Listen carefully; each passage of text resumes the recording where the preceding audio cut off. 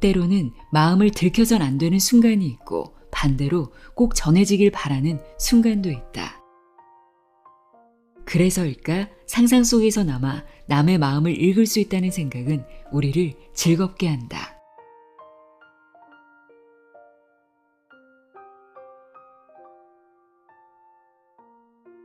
안녕하세요. 나의 소리책갈피 소리내어 읽다입니다. 요즘 AI의 발전 속도 정말 혀를 내두르게 하죠. 챗 GPT부터 그림 그리는 AI까지 이제는 인간 고유의 영역이라 여겼던 창작의 세계마저 거침없이 넘보고 있습니다. 하지만 아무리 똑똑한 AI라도 아직은 인간의 아주 복잡 미묘한 마음까지 완벽히 꿰뚫어 보진 못합니다.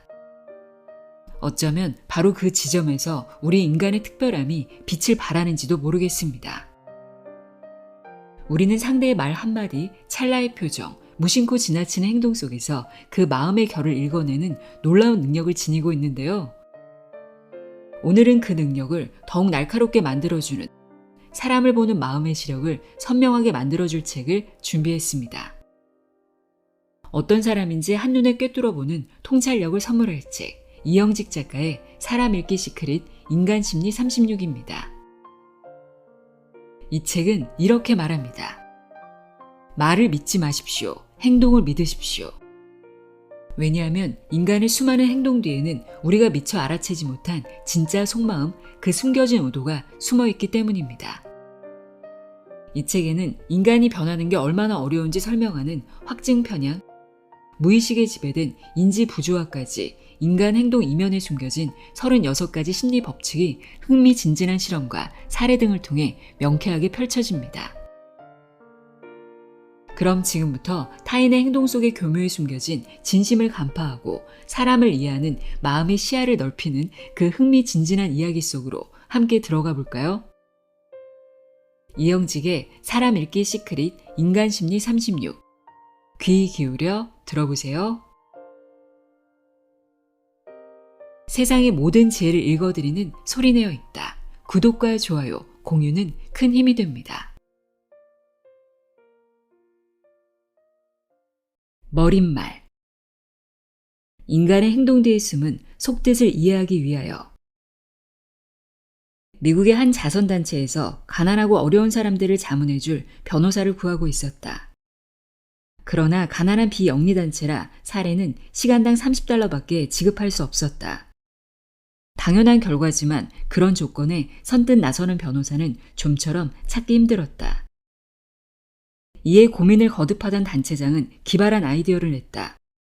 돈이 아닌 명예를 지켜 세워주자는 것이었다. 이렇게 광고했다. 소외된 이들을 위한 자문 변호사를 구합니다. 이 일은 오직 명예직일 뿐 봉사에 대한 사례는 없습니다. 그러자 지원자가 몰려들기 시작했다. 시간당 $30를 받으면 C급 변호사 취급을 받지만 비영리 단체의 명예직 변호사라고 하면 A급 변호사가 되는 것이다. 이를 경제학적으로는 해석이 안 되지만 심리학적으로 해석하면 당연히 그럴 수 있다. $30를 받아서 C급 변호사가 되느니 차라리 무보수로 일하면서 A급 변호사가 되는 게 낫다는 것이다. 이탈리아의 한 교수가 고안한 가상의 설문이다. 여기 고위공직에 출마한 3사람의 후보가 있다. 여러분은 누구를 선택하겠는가? 세 후보에 관한 정보는 다음과 같다. A 후보. 젊어서부터 술, 담배, 마약을 했던 불량 소년이었다. 숨겨둔 여자와 자식이 있었다. 나중에는 다리가 불편해서 휠체어에 의존해야 했다. B 후보. 어려서부터 말썽꾸러기 학생이었고 낙제생이었으며 사관학교도 3수 만에 들어갔다.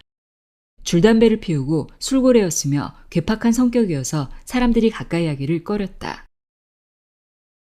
C 후보. 독실한 신자였고 금욕주의자, 채식주의자였다. 술과 담배는 입에도 대지 않으며 애국심이 강해서 전쟁에 나가 훈장을 받기도 했다. 설문 결과는 C 후보가 압도적인 지지를 받았다. A는 루스벨트, B는 처칠, C는 히틀러였다. 이렇듯 인간 심리는 복잡하기 그지없다. 생각이나 마음은 약 1000억 개의 신경소자와 1000조 개의 시냅스로 구성되어 있는 뇌 활동 산물이다. 그 복잡하게 얽힌 뇌가 생각하고 예술을 창작하고 사랑하는 것은 우리의 뇌가 단순히 복잡하기만 한 것이 아니라 복잡계가 가지고 있는 창발성 때문이다. 창발성이란 복잡한 구성 요소들이 의외의 질서를 나타내는 경우를 가리키는 개념이다. 마크 뷰캐넌은 사회적 원자에서 사회로 눈을 돌려 인간 사회의 현상들을 물리적인 방법으로 설명하고 있다. 마크 뷰캐넌은 개인의 생각이나 행동은 걷잡을 수 없지만 이들이 집단을 이루면 불과 몇 가지 패턴으로 수렴된다고 말한다. 빅데이터로 사회 물리학을 연구한 패틀런트 교수는 공식적인 회의보다는 자유로운 대화 속에서 문제 해결의 실마리가 풀린다 라고 말한다. 이것이 복잡계가 가지는 창발성이다. 복잡계 이야기를 읽다 보면 카오스라는 단어를 늘 만난다. 이 둘을 혼용하는 사람들도 많지만 엄연히 다르다. 복잡계는 평형을 이루고 있는 선형계와 걷잡을 수 없이 혼란스러운 카오스 사이에 존재하는 계, 시스템이다. 카오스가 선형계와 확률 사이에 존재하는 영역이라면 복잡계는 다시 선형계와 카오스 사이 어딘가에 존재한다는 의미다. 따라서 때로는 질서 정연한 모습을 보이는가 하면 또 때로는 무질서의 극치를 달리기도 한다. 날씨처럼 불과 몇 가지 요소들이 서로에게 영향을 주고받으며 증폭되어 예측하기 어려운 상태를 보이는 경우가 카오스라면 많은 요소가 의외의 질서를 보이는 경우가 복잡계다. 이 책은 인간의 행동 뒤에 숨어있는 재미있는 심리 현상들을 파헤치려고 최대한 노력했다. 인간을 이해하는 관문, 리비도, 욕심과 탐욕의 경계, 님비와 핀비, 무의식에 지배된 확증 편향, 스스로 나를 구속하는 율리시스의 계약, 이러지도 저러지도 못하는 햄릿 증후군, 마음속에서 꿈틀대는 벌레, 마인드 버그, 같은 곳을 보고도 다르게 해석하는 프레임, 합리화를 가장한 인지 부조화, 비합리적인 인간의 경제 행위 등 인간 행동의 이면을 다양하게 다뤘다. 좌우의 심리. 사람들은 운동장 바퀴를 돌 때는 시계 반대 방향으로 달린다. 육상을 할 때도 스케이팅을 할 때도 그렇다. 과학적인 이유는 확실하지 않으나 왠지 시계 방향으로 돌면 아주 어색해진다. 이에는 두 가지 정도의 학설이 있다. 첫째, 심장을 보호하기 위해서다. 심장을 안쪽, 즉 원의 중심에 두자는 것이다. 다른 하나는 지구 자전의 바람을 이용하자는 것이다. 알다시피 지구는 동에서 서로 자전하면서 바람을 일으킨다. 이것이 북반구에서는 시계 반대 방향으로 돌아간다. 태풍이 회전하는 인공위성 사진을 보라. 바로 그 방향이다. 그렇게 함으로써 훨씬 더 에너지를 아낄 수 있다. 그럼 남반구에서는 시계 방향으로 돌아야 하지 않을까? 그것은 북반구 사람들이 먼저 표준으로 만들었기 때문에 어쩔 수 없이 따르는 것이다. 그런데 길을 걸을 때는 시계 방향으로 걷는 게 훨씬 편하다고 한다. 왜일까? 그 이유는 남자의 본능 때문이다. 남녀가 데이트한다고 가정해보자. 이때 남녀의 위치는? 당연히 남자가 차도 가까이 걷고 여자는 가게들이 늘어서 있는 쪽, 즉 안쪽으로 걷는다. 퇴근길 오른편 자리가 가게의 명당 자리. 자, 그렇다면 가게로서의 명당 자리는 어디인가? 당연히 걸어가는 방향의 오른쪽이 된다. 즉, 유동인구가 흘러가는 방향 오른쪽에 위치한 가게가 명당인 것이다. 같은 오른쪽이라도 출근길 인파의 오른쪽은 별 볼 일이 없다. 아이들이 등교하는 길목 오른편에 문방구라도 차린다면 모를까 일반적인 개념의 가게는 출근길과는 상관이 없다. 오히려 출근길의 오른쪽은 퇴근길에는 왼편이 되어버린다. 이것이 가장 나쁜 자리다. 정리하자면 퇴근길, 오른편, 시계 방향으로 돌아가는 길목이 가장 좋은 자리다.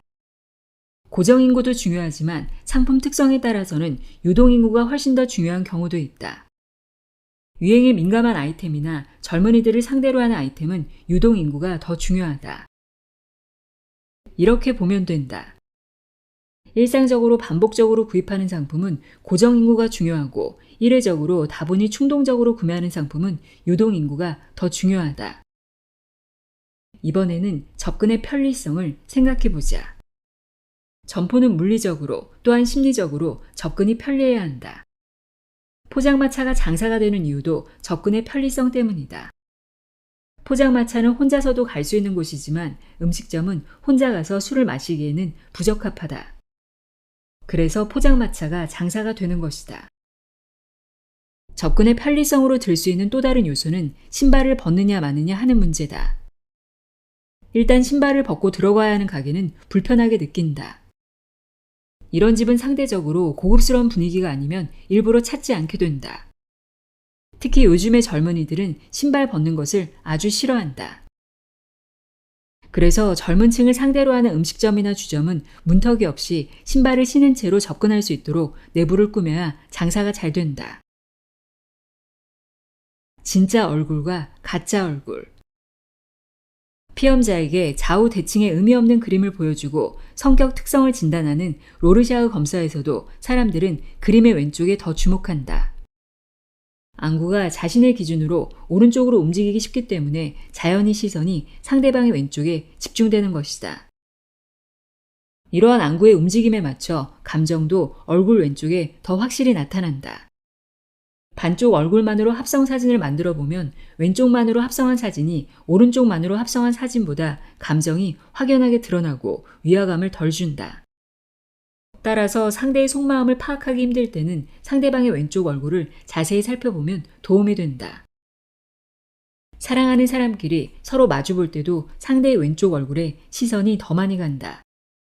따라서 매력적으로 보이고 싶은 여성은 남성의 오른쪽에 앉아 왼쪽 얼굴이 더 많이 보이도록 하는 것이 좋다. 얼굴에는 진짜 얼굴과 거울에 비친 얼굴, 곧 경영사진의 얼굴이 있다. 실제로 우리는 한 번도 자기 얼굴을 직접 본 적이 없다. 진짜 자기 얼굴이라고 생각하는 얼굴은 거울에 비친 얼굴이다. 문제는 경영사진에서는 상이 역전되어 있다는 것이다. 따라서 우리는 거울을 통해 언제나 역전된 자기의 모습을 보고 있을 뿐이고 다른 사람들만이 정면에서 우리의 진짜 모습을 보고 있다. 엄밀히 말해 내가 보는 나와 다른 사람이 보는 나는 다르다는 것이다. 심리학에 숙지성의 원리 또는 에펠탑 효과라는 것이 있다. 사람들은 대개 처음 본 사람보다는 몇 번이라도 본 적이 있는 사람에게 호감을 더 느낀다. 여러 번 만나다 보면 상대편을 이해하게 되고 나아가 자기에게 긍정적인 영향을 줄 사람인지 부정적인 영향을 줄 사람인지도 파악하게 된다. 심리학자인 미타는 이 점에 착안해서 재미있는 실험을 했다. 사람들의 진짜 얼굴 사진과 거울에 비친 얼굴 사진을 준비해서 두 장의 사진을 본인과 그 사람의 친구에게 보여주고 어느 쪽이 마음에 드는지를 물어보는 실험이었다. 미타는 숙지성의 원리를 두 장의 사진, 곧 진짜 나의 얼굴 사진과 거울에 비친 나의 얼굴 사진을 비교하여 호감도를 확인해 봤다. 이 원리가 사실이라면 늘 나를 봐온 친구들은 진짜 내 얼굴 사진을, 나는 늘 거울에서 나를 봐왔기에 거울에 비친 내 얼굴 사진을 더 좋아할 것이다. 결과는 예상대로였다. 실험에 참여한 사람들 가운데 약 70%가 진짜 자기 얼굴보다 거울에 비친 자기 얼굴을 더 좋아했다. 친구들의 약 60%는 거울에 비친 나의 얼굴보다 진짜 나의 얼굴을 더 좋아했다. 이처럼 우리는 거울에 비친 자기 얼굴에 더 친근감을 느끼며 살아가고 있다.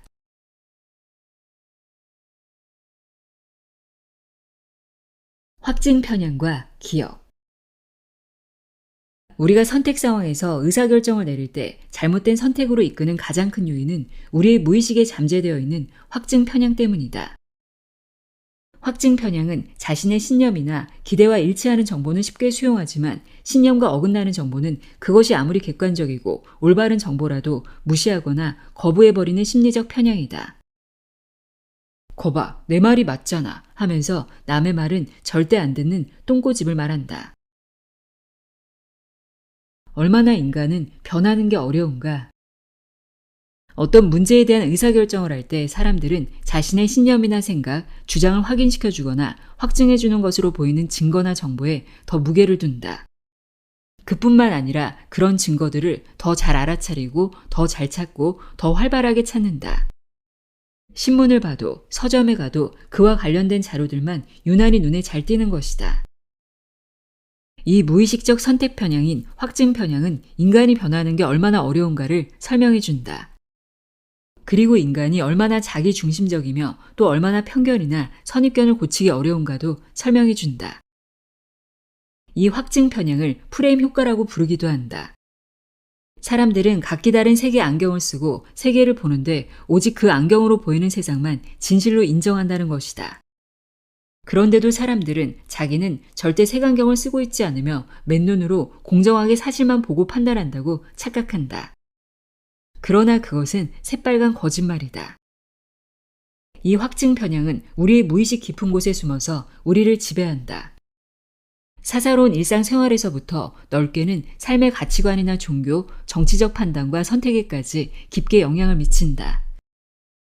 무엇보다 확증 편향이 과도해지면 공동체의 삶 자체가 위기에 처하게 된다. 한국에서 정치적 확증 편향의 문제는 심각하다. 한국의 정당들은 때로는 은밀하게, 때로는 노골적으로 이 프레임 효과를 이용한다. 국가의 미래와 구체적인 정책을 둘러싼 생산적인 토론은 실종되고 어리석은 색깔론과 이념 논쟁만 활활 타오른다. 언론들은 이런 싸움을 말리기는커녕 오히려 앞장서서 부추긴다. 이에 덩달아 미디어와 정당들이 주도하는 프레임에 갇힌 국민들까지 가세하여 인터넷에서까지 혼탁한 싸움이 벌어진다.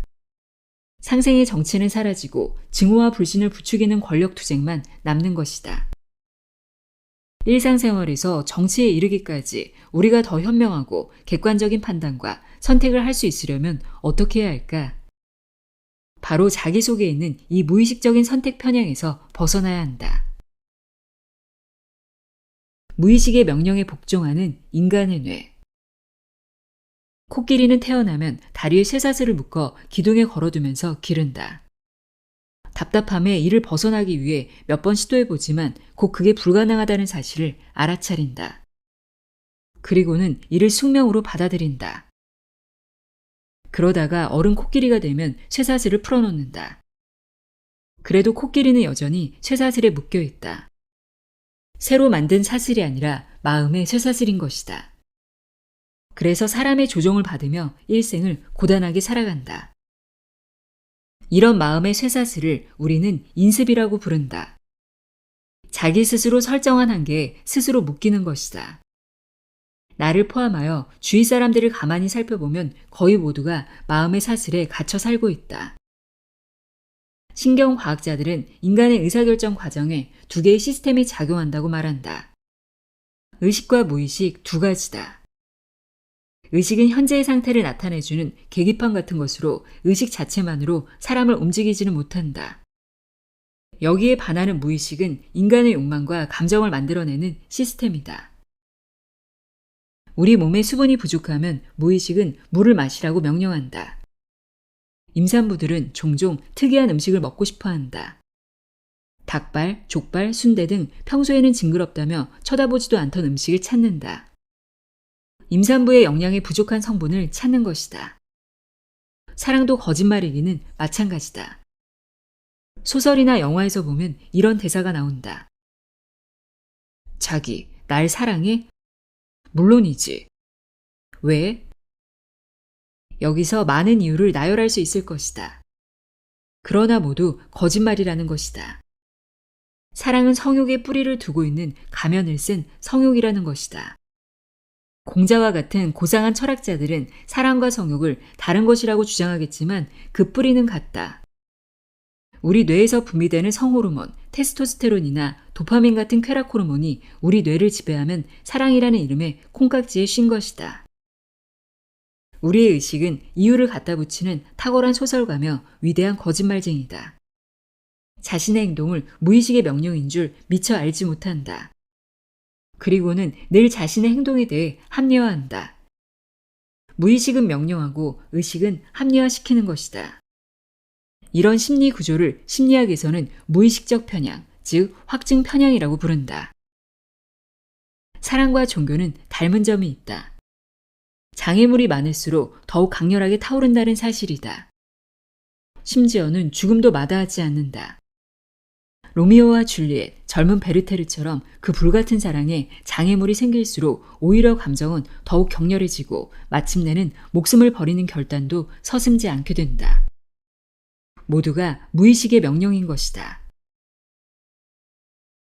뇌가 거짓 기억을 만들어낸다. 엘리자베스라는 이름의 한 소녀가 엄마와 함께 수영장에 갔다가 엄마가 익사하는 사고가 일어났다. 그러나 엘리자베스는 물장난하느라 엄마의 죽음을 직접 목격하지 못했다. 30년이 지나 사람들이 사건 당일의 이야기를 자세히 들려달라고 부탁했다.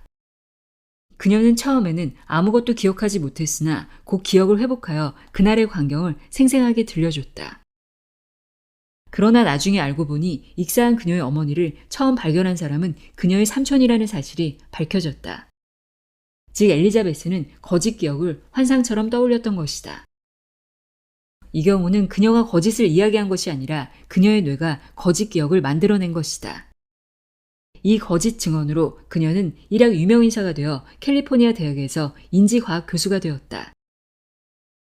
우리는 자신의 기억을 완벽하고 틀림없는 사실이라고 믿으면서 행동한다. 그러나 인지심리학자들에 의하면 인간의 기억은 완전하지 않으며 감정에 따라 경험과 기억이 달라진다 라고 말한다. 자주 회상하는 기억일수록 내용은 끊임없이 각색된다.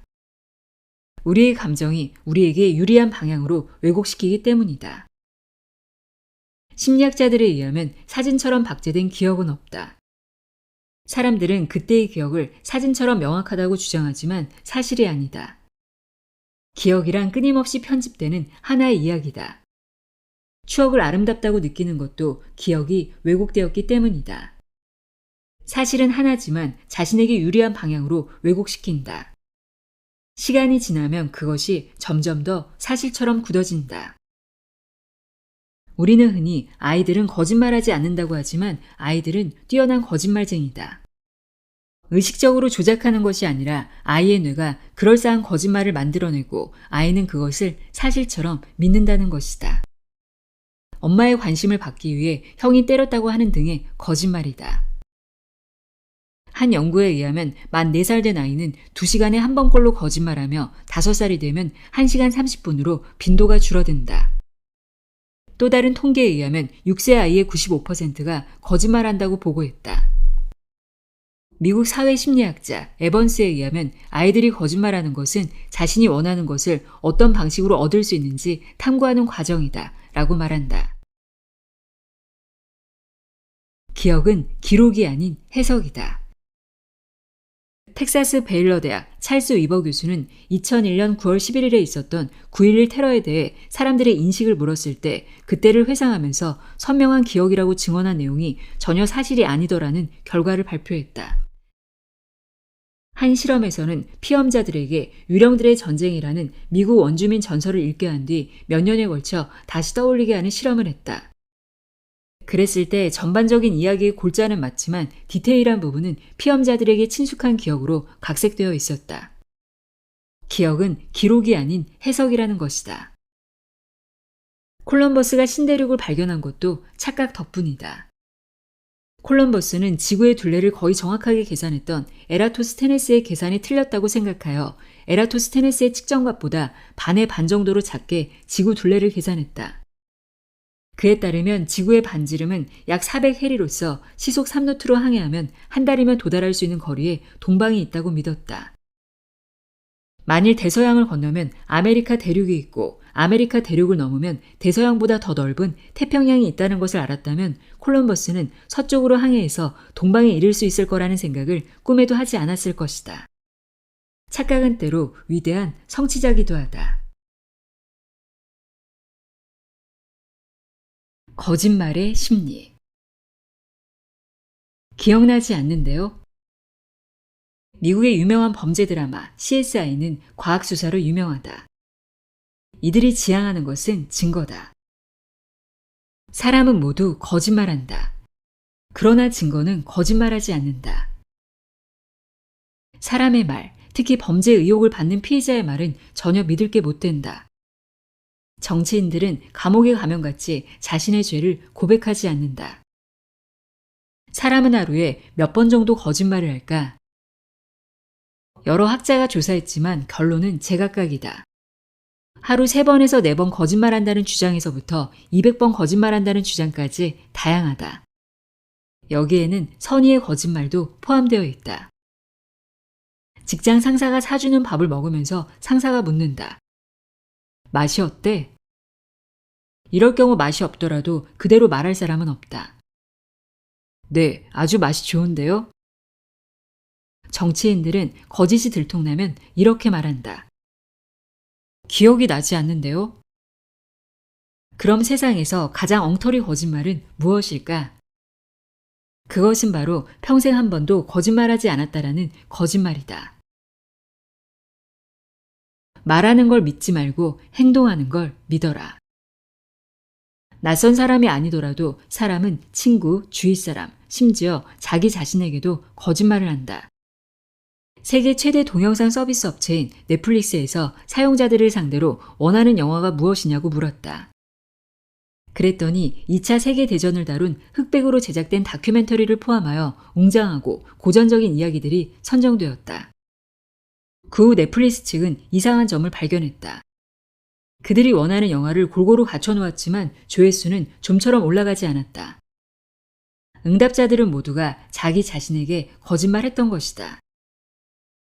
2016년 11월 미 대통령 선거에서 많은 이들의 예측이나 여론조사와 반대로 도널드 트럼프가 대통령으로 당선되었다. 그의 투박하고 거침없는 말투, 인종주의적 발언 등으로 트럼프는 퇴행적인 파시스트라는 딱지가 붙은 인물이었다. 그런 인물이 예상을 깨고 대통령에 당선된 것이다. 어찌하여 그를 지지하던 사람들은 언론이나 각종 여론조사에서 노출되지 않았을까? 많은 사람이 속으로는 트럼프를 지지했지만 겉으로는 트럼프를 싫어하는 척했던 것이다. 러시아 속담에 이런 말이 있다. 말하는 걸 믿지 말고 행동하는 걸 믿어라. 말보다 행동이 훨씬 더 많은 것을 말해준다는 이야기다. 이는 꼭 속인다는 의미라기보다 자신의 속마음을 드러내고 싶지 않다고 보는 게 맞을 것이다. 네덜란드 동인도 회사 소속으로 제주도에서 표류하다가 붙잡힌 네덜란드인 하멜은 그의 하멜 표류기에서 이렇게 말하고 있다. 조선인은 남을 속이는 경향이 매우 강하다. 남을 속이면 부끄럽게 생각하지 않고 오히려 잘한 일로 여긴다. 도산 안창호 선생은 민족 개조론에서 민족의 번영을 위해 힘쓸 점 첫 번째로 거짓말과 속이는 행실을 없애야 한다라고 말한다. 세계 각국에서는 범죄 건수 1위가 절도인데 유독 한국에서는 사기가 1위를 차지한다. 사기 범죄 건수가 2011년 22만 건에서 2020년 35만 건으로 10년 새 60% 늘었다. OECD 국가 중 한국이 사기 범죄율 1위이며 14세 이상 국민 100명당 1명꼴로 매년 사기를 당한다는 통계도 있다. 사기죄 고소가 너무 쉬워 실태가 과장됐다는 설명도 있지만 남을 속이고 거짓말하는 걸 대수롭지 않게 여기는 문화에서 원인을 찾는 사람도 많다. 어느 사회학자는 이를 반도 기질에 대입해서 설명하기도 한다. 세계에서 거짓말쟁이들이 많은 나라가 이탈리아와 한국인데 이들의 공통점이 반도라는 것이다. 반도는 대륙 세력의 눈치를 봐야 하고 해양 세력의 눈치도 봐야 하기 때문에 거짓말이 많다는 것이다. 사람들은 왜 남의 말을 잘 믿고 속을까? 바로 욕심 때문이다. 바로 눈앞의 욕심 때문이다. 추리소설에 등장하는 사기꾼들 역시 이런 탐욕자들을 노린다. 사기꾼들은 이렇게 말한다. 사기라니요. 저는 사기를 친 적이 없습니다. 먹음직스러운 미끼만 던져놓으면 탐욕에 눈먼 사람들이 다투어 미끼를 덥석 뭅니다. 2024년도 세계 사이버 금융 범죄 피해액은 드러난 규모만 9조 5천억 달러 수준이었다. 거짓말이 진화의 수단? 거짓말은 눈덩이처럼 불어나는 게 보통이다. 하나의 거짓말을 하고 나면 그 거짓말을 숨기기 위해 또 다른 거짓말이 필요하게 된다. 아마도 거짓말을 가장 많이 하는 사람은 정치인일 것이다. 2차 세계대전을 일으킨 히틀러를 보자. 오스트리아를 합병한 히틀러는 이번에는 체코의 수덴텐 지방으로 눈을 돌렸다. 이곳은 원래 독일의 영토였으나 1차 세계대전에 패하면서 연합군에 의해 분할되어 체코에 속한 땅이었다. 오스트리아를 합병한 히틀러는 이번에는 체코 정부에 수덴텐 자치권을 요구했으나 거절당했다. 그러자 유럽 각국은 히틀러의 수덴텐 공격 여부에 촉각을 곤두세우고 있었다. 1938년 히틀러는 이 문제만 해결되면 더 이상 유럽 영토에 대한 야심은 없다고 강조했다.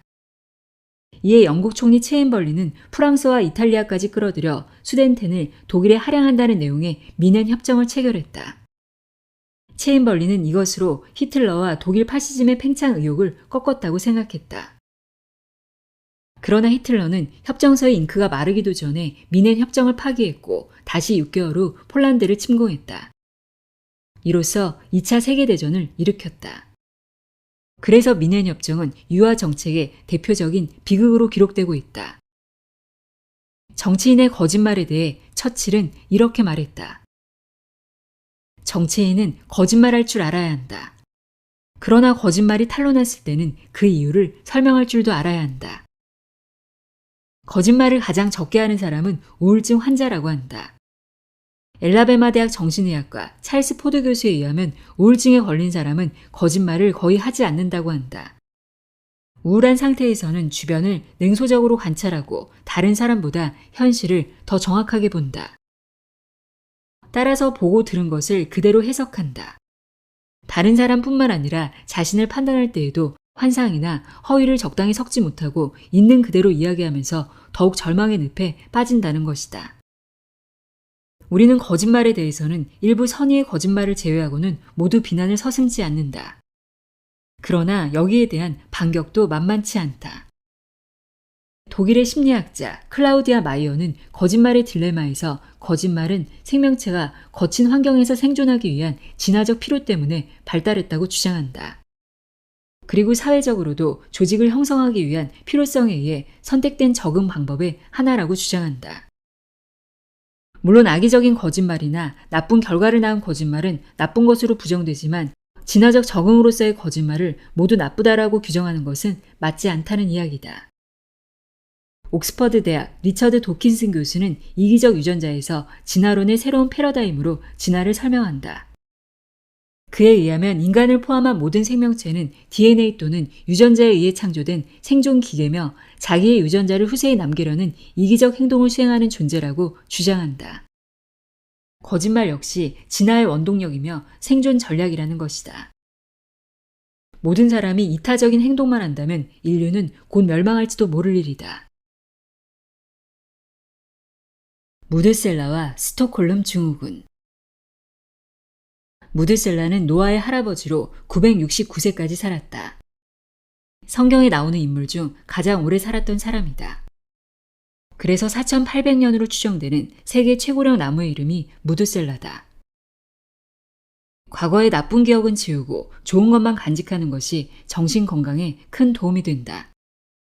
이는 일종의 기억 왜곡 현상이지만 과거를 팩트로 인정하기보다는 과거를 아름답게 미화함으로써 자긍심을 불어넣을 수 있는 정신적인 치료제가 된다는 것이다. 언제나 과거는 아름답다. 거의 대부분의 사람이 첫사랑은 아름답다고 추억한다. 첫사랑이 추악하다고 느끼는 사람은 거의 없다. 문학 작품에 나오는 첫사랑 이야기는 모두가 가슴 시리도록 아름답다. 황순원의 소나기, 김유정의 동백꽃, 이효석의 메밀꽃 필 무렵, 피천득의 인연 등이 그러하다. 지금의 60에서 70대는 맨손으로 일군 산업화가 자랑스럽고 40에서 50대는 목숨 걸고 쟁취한 민주화가 자랑스럽다. 이처럼 과거를 아름답게 미화시키는 현상을 무드셀라 증후군이라고 한다. 또는 과거의 경험을 더 따뜻하고 행복했던 시절로 느낀다는 의미에서 노스텔지어 효과라고도 한다. 남자들이 가장 신명나게 하는 이야기가 군대 이야기다. 군대 이야기는 고생한 이야기로 점철되어 있지만 정작 이야기하는 주인공은 싱글벙글이다. 군기가 엄격한 부대일수록 즐거운 추억담이 많다. 해병대가 그러하다. 함께 고생한 사람들일수록 친근감을 느낀다. 탈북민들이 서울에 와서 가장 놀란 것은 옛날에는 그리도 먹기 싫었던 보리밥집을 찾아 차를 타고 가는 모습이란다. 드라마 응답하라 1988도 같은 맥락일 것이다. 예언자의 작가 칼릴 지브라는 이렇게 말한다. 추억이란 희망의 길에서 만나는 돌멩이와 같다. 추억이 있기에 길을 걷다 넘어지면 잠시 쉬어갈 수 있는 것이다. 무드셀라 증후군이 좋은 기억만 간직하려는 심리라면 이와 반대되는 개념으로 순교자 증후군이라는 것도 있다. 즉 과거의 부정적인 기억만 떠올리는 증상이다. 이런 증후군에 걸리면 자신은 잘못이었고 늘 희생양이었다고 느낀다. 자신은 신앙을 위해 국가와 민족을 위해 희생한 사람이라는 것이다. 나도 모르게 우리가 된다. 1974년 급진 좌파 게릴라들이 샌프란시스코의 한 은행을 습격하는 사건이 일어났다. 범행 장면을 CCTV로 지켜보던 사람들은 경악했다. 게릴라들 중에 앳된 여자가 한 명 끼어 있었는데 그녀가 바로 미국의 언론 재벌 허스트 가문의 손녀이자 상속녀인 패티 허스트였기 때문이다. 당시 19세 버클리 대학 2학년이었던 패티 허스트는 연인과 함께 아파트에 있다가 2인조 급진 좌파 게릴라에게 납치되었다. 패티 허스트는 자신을 납치한 범인들과 한패거리가 되어 소총을 들고 범인들과 함께 강도질을 벌이고 있었던 것이다. 나중에 FBI에 의해 체포된 허스트는 법정에 서게 되었다. 변호사들은 그녀의 행동을 스톡홀름 증후군 때문이라고 변호했으나 35년형을 선고받았다. 나중에 감형된 후에 사면되었다. 스톡홀름 증후군이란 스웨덴의 수도 스톡홀름에서 일어난 강도 사건에서 비롯된 용어다.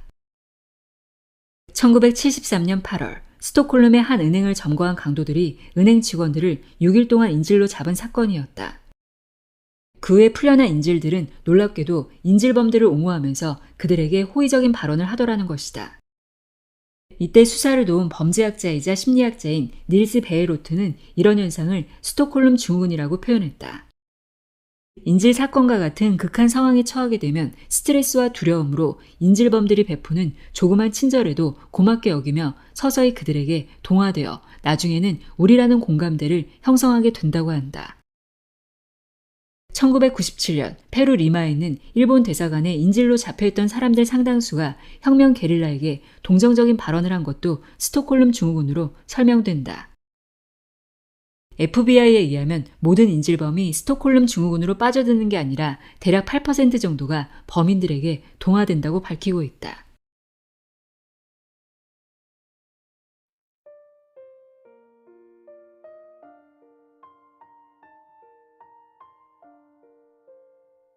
이영직의 사람 읽기 시크릿 인간심리 36 읽어드렸습니다. 말과 행동 뒤에 숨은 진짜 마음을 이해한다는 건 어쩌면 더 깊은 관계를 맺고 세상을 살아가는 지혜를 얻는 일일지도 모르겠습니다. 오늘도 함께해 주셔서 고맙습니다.